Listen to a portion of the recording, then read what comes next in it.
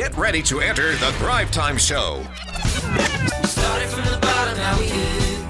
We started from the bottom and we'll show you how to get here. Started from the bottom, now we here. We started from the bottom, now we here. We started from the bottom, now we're on the top. Teaching you the systems to get what we got. Cutting Dixon's on the hooks, I break down the books. Z's bringing some wisdom and the good looks. As the father of five, that's why I'm a dive. So if you see my wife and kids, please tell them hi. It's the C&Z up on your radio. And now 3, 2, 1, here we go. We started from the bottom, now we here. We started from the bottom and we'll show you how to get. David, I appreciate you letting me be here, my friend. How are you? I'm doing great. How are you? I am enjoying Seattle. The weather is, it's a little bit colder than what I expected. I know it's kind of the winter thing here, but it is gorgeous. It is gorgeous. The view, we went to Bainbridge Island there. Oh, yeah. You ever do that? Absolutely, all the time. All right. Well, today we were talking about your story, and I wanted to start though by asking you the question. I think a lot of Thrivers all around the world. We have got a new Thriver in Shanghai, and I know he wants to know this question, so I'm going to ask it. It's a tough one.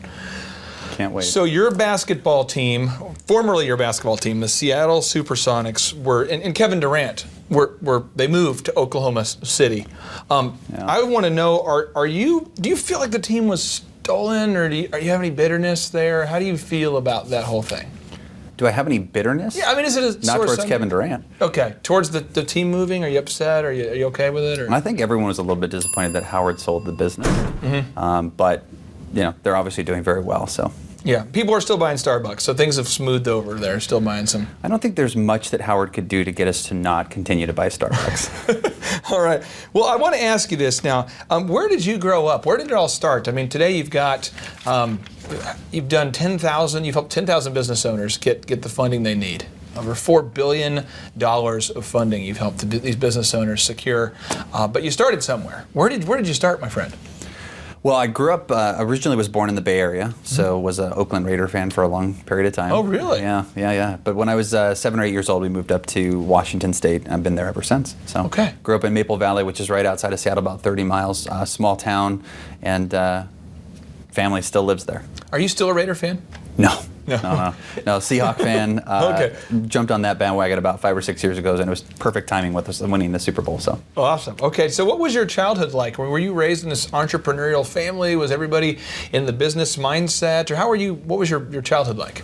Yeah, so come from a family of 7. I'm the second of 5 children. Wow. My father, a very entrepreneurial-minded individual. Growing up, he was the general manager of one of the largest Christmas tree brokers in the country. And shortly after I moved out of the home, he actually bought that from the owners who had had that for 70 years prior. So grew up in a very entrepreneurial family, led by Dad. A couple things here. 7 kids? No, 7 people in the family, 5 kids. Second 5 kids. 5 kids. Now, with the 5 kids, where did you fit in that? I was the second. The second. Okay. And are you all tall? Are you all tall? I mean, you're 6'4"? I'm 6'5". I am the tallest, but both my brothers are 6'4". Okay. Now, what is a Christmas tree broker business? What is this? So Christmas tree brokers buy Christmas trees from farmers and then sell them to large retail locations. So for example, if you were to go to, say, a Whole Foods or a Safeway or a Kroger, those trees that were placed there were placed by a Christmas tree broker and likely by my father's company. Wow. So when did you remember first getting the entrepreneurial bug yourself? I mean, when were you like, I've been bitten and I want to start a business? When did that happen? Yeah, so when I was 15 years old, the local Subway sandwich store hired me. I was playing basketball and I needed a flexible schedule, and I went in to sell the local Subway owner a advertisement for one of our basketball handbooks.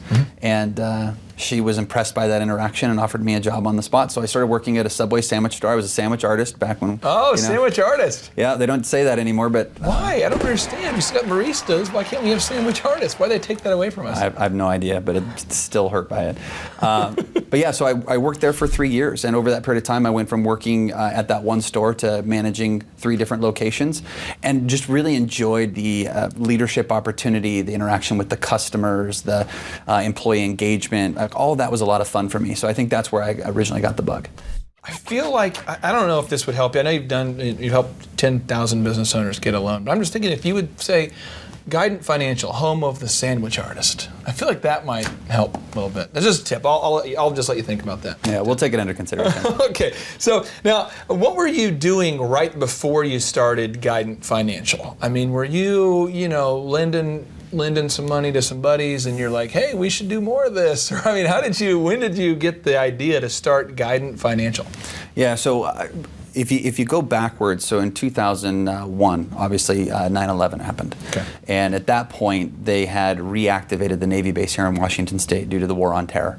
That area, however, didn't have the infrastructure to support the activity that was now going on in that area. So myself and another couple of individuals went into that area, started buying up raw lots, raw pieces of property, and developing those, getting them ready for manufactured home dealers. So we would go in, we would buy the lot, strip out the timber, bring in utilities, cut out a pad, and then sell that to manufactured home dealers.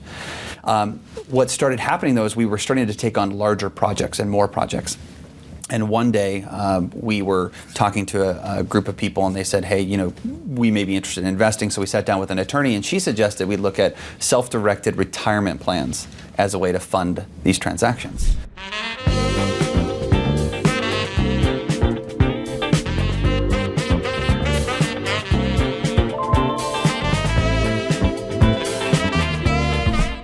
And I knew enough about retirement investing, from the stock market standpoint, but I had never heard that you could use your retirement assets to invest in things like real estate. Oh, wow. Found that fascinating. In fact, helped a couple people invest their own retirement assets into one of our projects. And going through that process, we realized, wow, this is a huge opportunity because there's great profit in real estate. Yeah. It gives you more tangible control over the investment's performance. And yet we don't know anybody that's investing their retirement assets in things outside the stock market. Yeah. So we decided to launch a consultancy around helping people to do that, more specifically around our real estate projects. But over time, that became its own business. And that was really kind of the evolution. Myself and my business partner found out that we could invest retirement assets into real estate. That transitioned into the consultancy, which now we're helping people as part of our services. We help people find SBA loans and unsecured credit and things like that. But we're also helping people invest their retirement assets directly in their own businesses. You said three things that kind of blew my mind. I'm just trying to duct tape my head back together here. So one, as you said, we started by buying raw land and helping develop it there. Do you remember buying the first piece of land? Absolutely. Were you scared out of your mind? Totally. What did you buy? So we bought, I don't remember the specific details. Yeah. It was about 1.5 acres. Okay. It was a lot that had a lot of timber on it. It was up a hill, a gravel road. I mean, that was just kind of what the market bear, that area is what it's like. So we bought that property. I was excited by it because, in that area, buying that property was $15,000 or $16,000. So it wasn't a significant amount of money. Yeah. And then when you cut out the pad, you have to remove the timber within that area. We were able to sell the timber, which paid off half of the property that we had purchased. And then, to bring the utilities in, we were bringing in a dozer to cut a pad and a track hoe to dig out the utility ditch. Were you doing this yourself? I was. I actually got pictures of me, building a retaining wall and actually laying rebar and pouring concrete. Well, see, George Washington Carver, he's a guy that David Robinson introduced me to his writings, and it's just interesting, but he talks about how don't wait for the perfect time. You have to start with the tools you have and just go for it. Yep. So, you're just sitting there with your buddy of yours, and you guys are like, we're buying a piece of land. You'd probably talked about it and thought about it, but eventually, you're going, we're going to buy the land. Almost, it's crazy.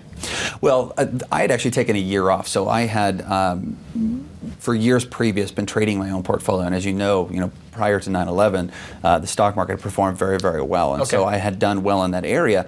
When we decided to take on this opportunity, I knew that this was an industry that I wanted to learn more about, and the only way that I learn is to just roll up my sleeves and jump straight in. So I took the year off. I went in and started actually doing all the work myself, and I talked about it. I was chief cook, I was bottle washer, and it was fun. It was really exciting to learn that side of the business. Now, I don't ever want to do it again, but I'm glad that I have that knowledge. So you jumped right in there and you just began to discover this niche as a result of taking action. You were moving forward.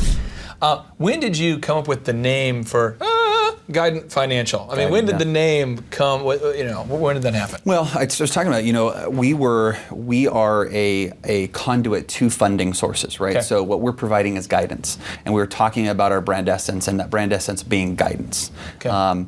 And so as we were doing what a lot of entrepreneurs do, we were at GoDaddy and we're looking up URLs and seeing what's available, and we're talking about cool names and then Googling them. Are they trademarked? Are they not?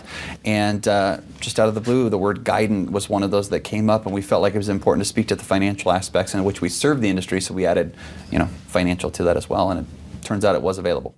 I want to ask, when you were starting Guidant, what time were you waking up every day, just on a practical level? I mean, because now you're in a new business, you're getting it going, you're all in. I mean, was it?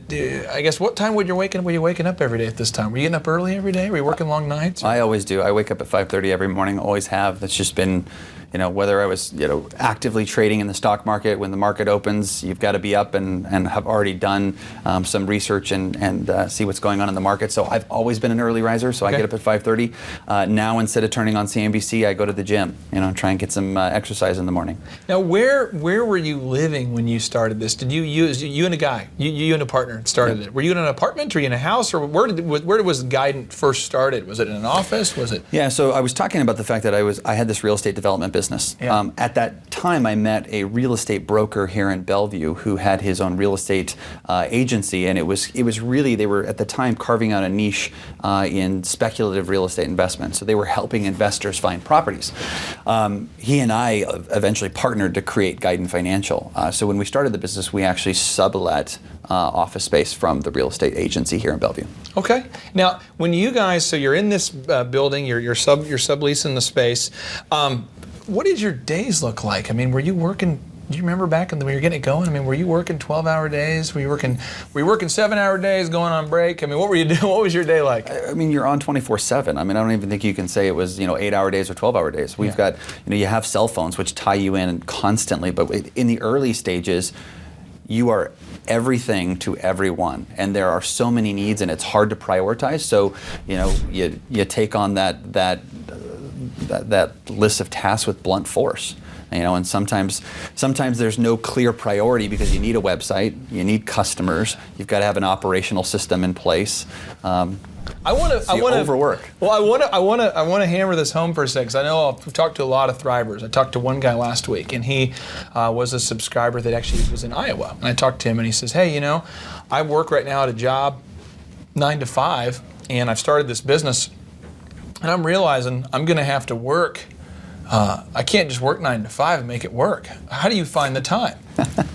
And I said, well, I get up, I have the 5 kids, my wife and I, so I get up about 5. Now that we're doing something massive and it's growing, I'm getting up at 3 and 4, and I try to get the 5-6 hours of sleep, but I'll pretty much sprint until 5 or 6, and I said, you're probably have to do 12, 13-hour days, maybe 5-6 days a week. I mean, and there's just, if you're crazy enough to start a business, you have to be willing to keep the fire going, right? I mean, don't you? I mean, what advice would you have for a guy like that? Well, I just want to hammer something home that you said a minute ago, because a lot of people look at successful business owners and they say, oh my gosh, he works 6 to 8 hours a day, the business runs itself, he's spoiled, he makes too much money, whatever, right?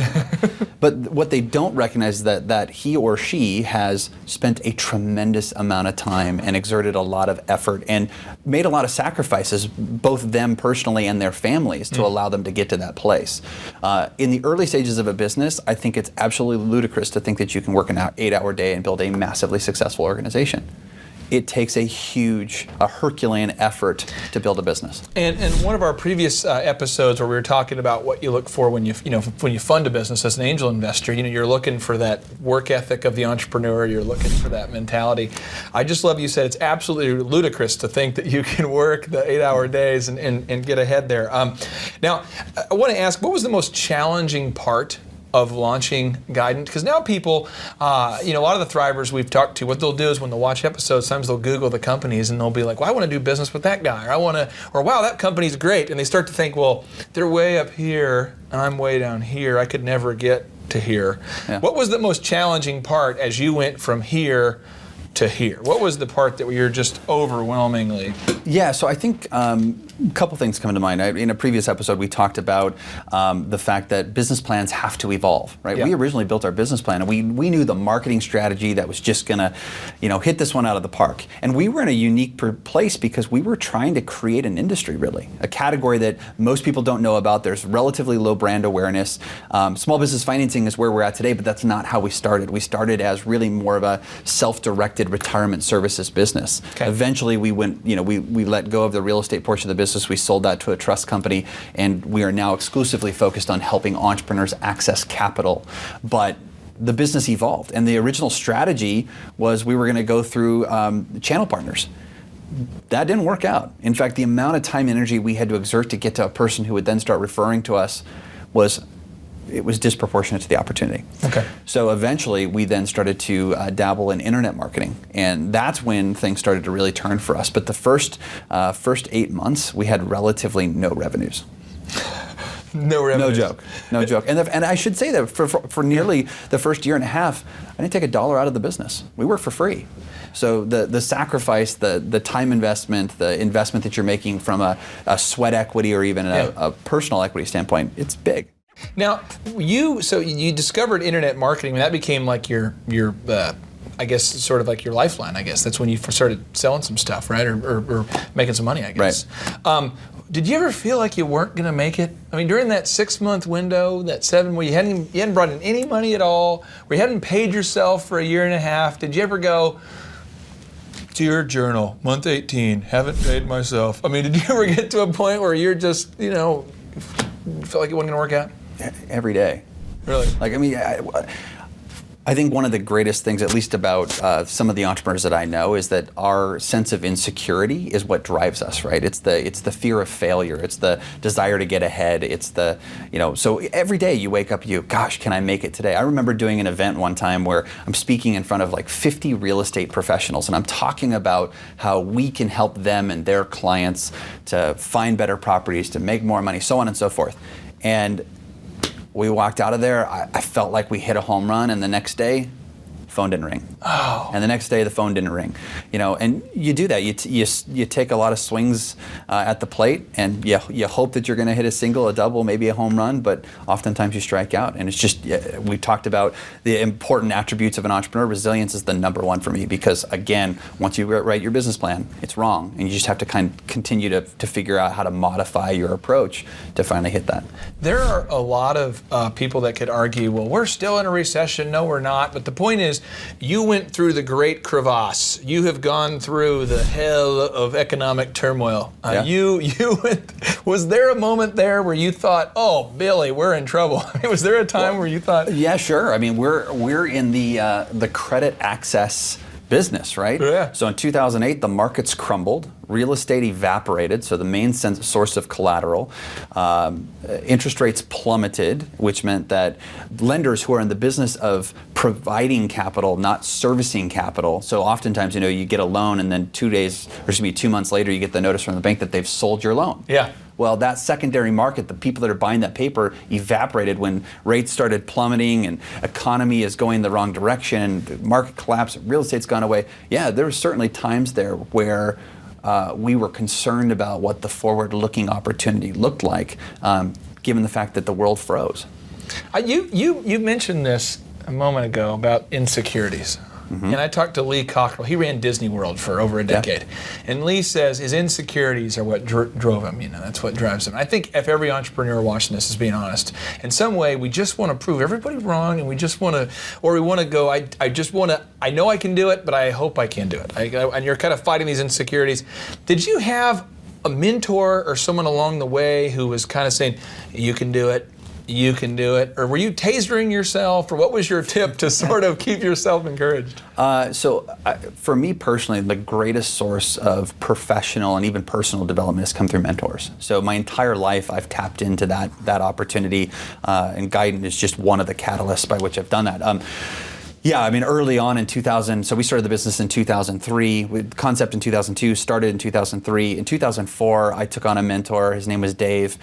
Dave had successfully exited a couple of different businesses, all technology oriented, so not a perfect match. Yeah. But the thing that I found about entrepreneurship is that the same principles apply for most businesses. And so one of the things that I love is this thing called Gestalt learning. Okay. And that's learning through the experiences of others. Yeah. So finding people that are in non-competitive industries who are willing to share their experience and how they've dealt with similar problems allows you to pull context from their own experiences. So I joined an organization called the Entrepreneur Organization, which allows me to connect with people under those same expectations.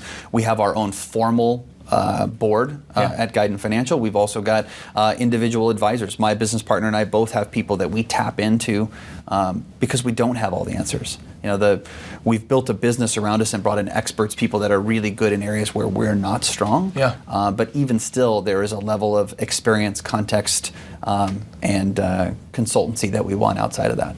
So you have you've had mentors that have helped you, and so I want to ask you this here.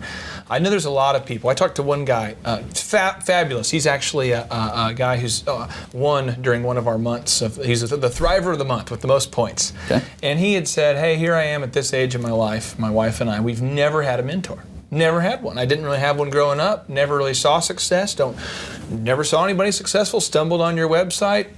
There's just a ton of mentors up here. This is great. I mean, it just for somebody who wants to get that real life mentor, and maybe they came from that background where they didn't have a mom and dad that you know were involved in business and they haven't had. What would you recommend? Would you recommend joining something like that Entrepreneurs Organization and begin to reach out? What would be sort of your step one for someone watching this who feels like they need a mentor but they don't know where to start? Yeah, I mean, the mentors that I've personally brought on have come through networking, right? Okay. So I'm talking to people about our business and I'm sharing some of the challenges we're dealing with, and that person I'm having coffee with says, you know, you should talk to this person, yeah, right? And then just asking for them to be generous and making that recommendation. The thing that I found about Seattle in general, and I believe this to be true with just entrepreneurs in general, is we love to share. There's this like supportive entrepreneurial undercurrent, right? You and I are business owners. We love to get together and talk about the things that are going well, but probably even more importantly, talk about the things that aren't going well. Yeah. Because that's the thing that drives us nuts. Yeah. It's the success that we expect. It's the things that aren't going well that we want to solve. Now, do you have a move that you do to kind of reinvigorate yourself when you feel like things aren't working out well? I mean, I watch Rocky IV. You know, I've got kind of my music I listen to. I listen to epic music Hearts in the on mornings. Fire. Hearts on Fire. Got it. Yeah. That kind of just gets, you know, when he beats the Russian, I'm just like, yes, you know, and if any Russians watching, we love you guys too. But I just love that he was beating the Soviets, I guess. But is there something that you do that kind of helps you stay motivated? Is it working out? Is it reading every day? Is there sort of a mantra or a mojo that you do to keep yourself going? Yeah, for sure. So I made the comment earlier, I get up every morning and try to get a workout in. Okay. Sometimes it's just taking a walk in the morning. Sometimes it's actually hitting the gym. The reading, I've always got 2 or 3 books that are on my bookshelf next to my bed. I mean, it's just, I think that's it's important to keep the brain fresh. But there are often times during the day where I can feel that my productivity is sliding, my attitude is going in the wrong place. I walk around our block here. We've got a pretty big block, so you know a walk takes still 20 minutes to get around this thing. But just getting outside, getting some fresh air, getting the heart pumping, that's what I do. Now, let me ask you this. What was the turning point where you realized that Guidant Financial was not only going to make it, but it was going to thrive? I mean, it was going to be awesome. It was going to succeed. It was going to be, and I know it's not even begun to be what you want it to be. I mean, it's already great, but I know in your mind you want to make it better. Sure. But when did you realize this thing is working and it is going to continue to work? You know, it's funny. I'm not sure I could tell you the moment, okay. right? It happened over a period of time. I think we saw some very exciting success, you know, after the first year, which was a total slog. After that, you know, we started to see some really great success and really accelerated the growth of the business. I think there was a couple things where we had set this goal. We wanted to be an Inc. 500 company. We said, hey, if we can be an Inc. 500 company, we've made it. And in 2008, we became an Inc. 500 company. So it took us 5 years, but we became, you know, one of the 500 fastest growing companies in the entire country. And at that point, you know, we had hit our goal, which probably means we didn't set a big enough goal, but I think that was a moment where we said, we're making an impact. We're seeing success. Now, I know that you're a guy, from what I know, the people I know who know you, and then what I've read about you and what I've been able to ascertain by being around you, I know you're a guy who doesn't sit around and go, well, we'll start this meeting by talking about this award and then this award and this. But is there any milestones or achievements that you've hit? You mentioned Inc. Are there other ones you've hit where you're like, I cannot believe that, or I guess your ones you're the most proud of, or the ones you're most excited for your team, or? Well, so I'll answer that directly. So I think the one that I'm most excited about is that we continue to make CEO Magazine's best places to work. And I think we've always kind of had this attitude that if you take good care of your employees, and the employees will take good care of your clients, and ultimately it's the client's level of happiness that determines our eventual success. So so I think from an award standpoint, that's probably the one that is most exciting. Some of the things though that have been the most impactful for me have been the client visits that I've done. So oftentimes I'll go out into the market and I'll actually go meet some of our clients. So one of my favorite stories is this company, Dry Fly Distillery. These are two guys that came from food services. They love fly fishing. They also wanted to learn how to distill vodka. And so they created the first vodka distillery in Washington State since Prohibition. Really? And they used their retirement assets and an SBA loan to capitalize this business. Well, when I went and visited them, they had gone from two partners basically to this huge warehouse. They were shipping thousands of cases per year. They had been named they won the International Spirit Awards for the best tasting vodka. I think it was 2007. And they had one employee. I thought, well, how the heck did they do this? And it turns out they've created this experience around teaching other people to build their own distilling business. So they allow people to come in on the weekends for free, learn how to distill vodka, learn how to bottle vodka, and they get a free t-shirt at the end of this experience. So they've created an experience around really training their competition, but creating a labor model that scales very, very fast. That is genius. Yeah. Now, if there's somebody out there who says, okay, I'm inspired, I really do want to become the next success story. I want to be like the vodka guys, or I want to build my business, but they've been in that ready, aim mode, where they, I gotta aim, maybe they went to college, they went back for the MBA, they're still aiming, they've been working in the corporate America for a while, now they're like, I really want to do it. What advice would you have for someone who's kind of stuck in that perpetual aiming mode? I'd certainly want to understand why I'm still aiming. I wrote a book in 2010 called Making the Jump. And the reason I wrote it is because I felt like a lot of people were coming to me saying, hey, I want to start a business. Where do I start? What book do I read? And there was a lot of great books on how to be a good manager. There was a lot of great books on how to build a culture, how to conduct meetings, but there was nothing that says, do I have what it takes? Do I understand what I need to invest in order to become an entrepreneur? I actually don't believe everyone should be a business owner.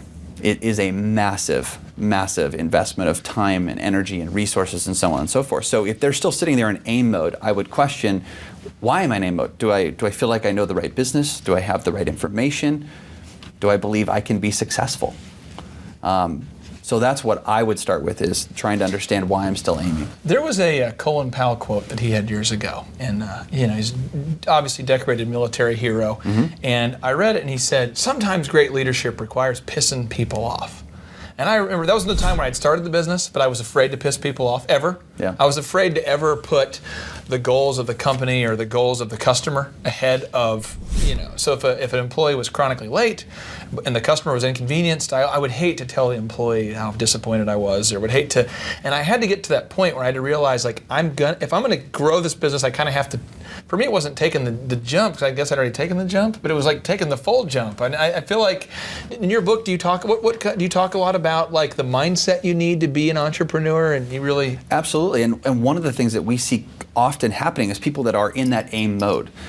Some of it is, I don't believe I can be successful in this. Like, I don't think I have what it takes. That's one issue. But oftentimes what you'll also see is that they're suffering from that crab in the crab pot syndrome. They want to make that jump, but everyone around them, their spouse, their brother or sister, their parents, their friends are saying, you're crazy. You could lose everything. Why would you do that? You may have to put your house up as collateral. What if you fail? What will you do with your kids if you can't pay the bill? Like, they have all these people that are helping to just drive more fear. Yeah. And And so sometimes if you want to upgrade your life, you have to upgrade your friends, and that's one of the things that I think is really important for people to understand is why am I holding myself back? That is a lesson nugget right there. Sometimes if you want to upgrade your life, you have to upgrade your friends. That's a quote from Tony Robbins. That's beautiful. Yeah. That's beautiful. Well, my friend, I appreciate you letting me harass you about your history and ask you, because I think it's just fascinating. And I know a lot of people who are wanting to take the jump maybe got some inspiration from this. But thank you for your time. It means more than you know to me, and I know that the people you're mentoring really appreciate it too. So thank you for being here. Thanks for having me. Appreciate it. The number of new customers that we've had is up 411% over last year. We are Jared and Jennifer Johnson. We own Platinum Pest and Lawn and are located in Owasso, Oklahoma. And we have been working with Thrive for business coaching for almost a year now. Yeah. So what we want to do is we want to share some wins with you guys that we've had by working with Thrive. First of all, we're on the top page of Google now. Okay. I just want to let you know what type of accomplishment this is. Our competition, Orkin, Terminex, they're both $1.3 billion companies. They both have 2,000 to 3,000 pages of content attached to their website. So to basically go from virtually non-existent on Google to up on the top page is really saying something. But that's come by being diligent to the systems that Thrive has, by being consistent and diligent on doing podcasts and staying on top of those podcasts to really help with getting up on with their listing and ranking there with Google. And also we've been trying to get Google reviews, asking our customers for reviews. And now we're the highest rated and most reviewed pest and lawn company in the Tulsa area. And that's really helped with our conversion rate. And the number of new customers that we've had is up 411% over last year. Wait, say that again. How much are we up? 411%. Okay, so 411% we're up with our new customers. Amazing. Right. So not only do we have more customers calling in, we're able to close those deals at a much higher rate than we were before. Right now, our closing rate is about 85%, and that's largely due to, first of all, like our Google reviews that we've gotten people really see that our customers are happy, but also we have a script that we follow. And so when customers call in, they get all the information that they need. That script has been refined time and time again. It wasn't a one and done deal. It was a system that we followed with Thrive in the refining process, and that has obviously the 411% shows that system works. Yeah. So here's a big one for you. So last week alone, our booking percentage was 91%. We actually booked more deals, more new customers last year than we did the first 5 months. Or I'm sorry, we booked more deals last week than we did the first 5 months of last year from before we worked with Thrive. So again, we booked more deals last week than the first 5 months of last year. And it's incredible. But the reason why we have that success is by implementing the systems that Thrive has taught us and helped us out with. So. Some of those systems that we've implemented are group interviews. That way we've really been able to come up with a really great team. We've created and implemented checklists. That way everything gets done and it gets done right. It creates accountability. We're able to make sure that everything gets done properly, both out in the field and also in our office. And also doing the podcast, like Jared had mentioned, that has really, really contributed to our success. But that, like I said, the diligence and consistency in doing those and that system has really, really been a big blessing in our lives. And also, it's really shown that we've gotten the success from following those systems. Yeah. So before working with Thrive, we were basically stuck. Really no new growth with our business. And we were in a rut and we didn't know. The last 3 years, our customer base had pretty much stayed the same. We weren't shrinking, but we weren't really growing either. Yeah, and so we didn't really know where to go, what to do, how to get out of this rut that we're in. But Thrive helped us with that. They implemented those systems. That they taught us those systems. They taught us the knowledge that we needed in order to succeed. Now it's been a grind. Absolutely, it's been a grind this last year. But we're getting those fruits from that hard work and the diligent effort that we're able to put into it. So again, we were in a rut. Thrive helped us get out of that rut. And if you're thinking about working with Thrive, quit thinking about it and just do it. Do the action, and you'll get the results. It will take hard work and discipline, but that's what it's going to take in order to really succeed. So we just want to give a big shout out to Thrive, a big thank you out there to Thrive. We wouldn't be where we're at now without their help. Hi, I'm Dr. Mark Morrow. I'm a pediatric dentist. Through our new digital marketing plan, we have seen a marked increase in the number of new patients that we're seeing every month, year over year. One month, for example, we went from 110 new patients the previous year to over 180 new patients in the same month. And overall, our average is running about 40 to 42% increase month over month, year over year. The group of people required to implement our new digital marketing plan is immense, starting with a business coach, videographers, photographers, web designers. Back when I graduated dental school in 1985, nobody advertised. The only marketing that was ethically allowed in everybody's eyes was mouth-to-mouth marketing. By choosing to use the services, you're choosing to use a proven turnkey marketing and coaching system that will grow your practice and get you the results that you're looking for. I went to the University of Oklahoma College of Dentistry, graduated in 1983, and then I did my pediatric dental residency at Baylor College of Dentistry from 1983 to 1985. Hello, my name is Charles Kolaw with Kolaw Fitness. Today I want to tell you a little bit about Clay Clark and how I know Clay Clark. Clay Clark has been my business coach since 2017. He's helped us grow from 2 locations to now 6 locations. We're planning to do 7 locations in 7 years and then franchise. And Clay has done a great job of helping us navigate anything that has to do with like running the business, building the systems, the checklists, the workflows, the audits, how to navigate lease agreements, how to buy property, how to work with brokers and builders. This guy is just amazing. He's this kind of guy has worked in every single industry. He's written books with like Lee Cockrell, head of Disney, with the 40,000 cast members. He's friends with like Mike Lindell. He does Reawaken America tours where he does these tours all across the country where 10,000 or more people show up to some of these tours. On the day-to-day, he does anywhere from about 160 companies. He's at the top. He has a team of business coaches, videographers, and graphic designers and web developers, and they run 160 companies every single week. So think of this guy with a team of business coaches running 160 companies. So in the weekly, he's running 160 companies. Every 6 to 8 weeks, he's doing Reawaken America tours. Every 6 to 8 weeks, he's also doing business conferences where 200 people show up, and he teaches people a 13-step proven system that he's done and worked with billionaires, helping them grow their companies. So I've seen guys from startups go from startup to being multimillionaires, teaching people how to get time freedom and financial freedom through the system. Critical thinking, document creation, putting it into organizing everything in their head to building it into a franchisable, scalable business. Like one of his businesses has like 500 franchises. That's just one of the companies or brands that he works with. So amazing guy, Elon Musk kind of like smart guy. He kind of comes off sometimes as socially awkward, but he's so brilliant and he's taught me so much. When I say that, like Clay is like, he doesn't care what people think when you're talking to him. He cares about where you're going in your life and where he can get you to go. And that's what I like most about him. He's like a good coach. A coach isn't just making you feel good all the time. A coach is actually helping you get to the best you. And Clay has been an amazing business coach. Through the course of that, we became friends. I was really most impressed with him is when I was shadowing him one time.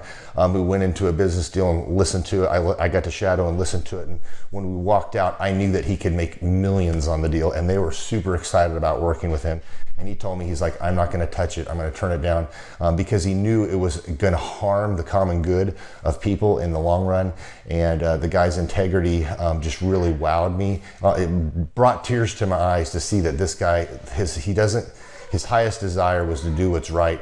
And anyways, just an amazing man. So anyways, impacted me a lot. He's helped navigate anytime I've got nervous or worried about how to run the company or, navigating competition and an economy that's like, I remember we got closed down for 3 months. He helped us navigate on how to stay open, how to get back open, how to just survive through all the COVID shutdowns, lockdowns.